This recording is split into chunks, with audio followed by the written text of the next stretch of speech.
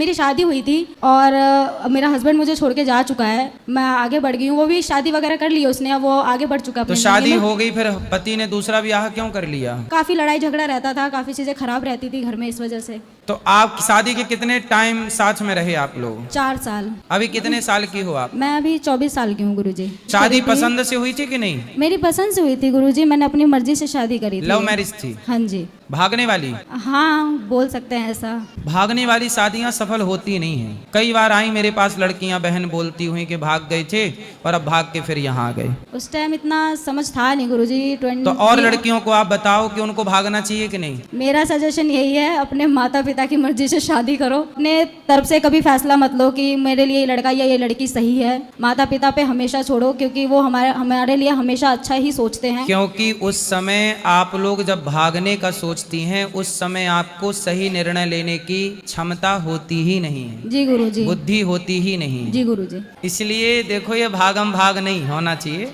जीवन में स्थिरता होना चाहिए। शांति से जो माँ बाप कहें, अच्छे निर्णय लेकर विवाह, पानी पियो छान के और विवाह करो जान के।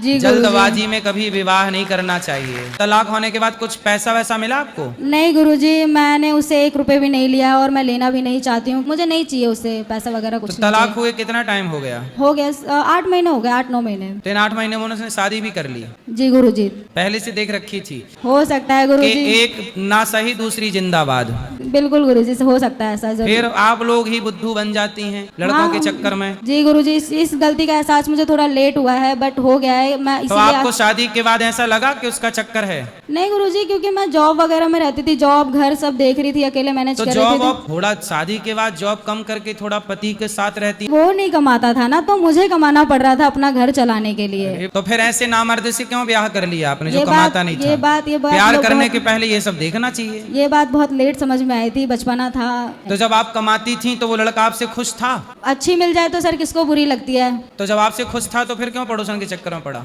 अब मेरे से अच्छी मिल जाएगी तो क्यों बुरी लगेगी। अब कमाता है, कभी भी वैसी बैठे बैठे खाता है? घर पे है, उसके पापा हैं, बिल्डिंग लाइन में है, तो अच्छा पैसा है, तो घर पे बैठ के खा रहा है। माँ बाप ने तो उनके जब यही सिखाया ससुर के है। पास अच्छा पैसा था तो फिर आपको कमाने की क्या जरूरत? उनके घर वालों ने कभी एक्सेप्ट नहीं किया ना गुरुजी, तो इस वजह से करना पति, पड़ा। भाई घर वालों से तो आपने पूछा ही नहीं था ना? जी हाँ जी। तो पूछा तो होने वाले पति से था, तो जी। पति को ब्रांडेड प्यार करती, तो जब वो हाथ में रहता तो फिर घर वाले जाते कहाँ? अब क्या करूँ गुरुजी, अब जो हो गया, जो किस्मत में लिखा था उसको। ये किस्मत आपने लिखी है अपनी, इसमें भगवान का दोष नहीं है। ये ये मेरे पूरी जिंदगी के- किस्मत आपने ही अपने बंद कमरे में बैठ के लिखी है। मैं अपनी जिंदगी के जितने भी फैसले लिए हैं, मैं स्वीकार करती हूँ कि मैंने खुद से लिए हैं, और जो भी हो रहा है मेरी लाइफ में मेरी अपनी गलतियों की वजह से हो रहा है। और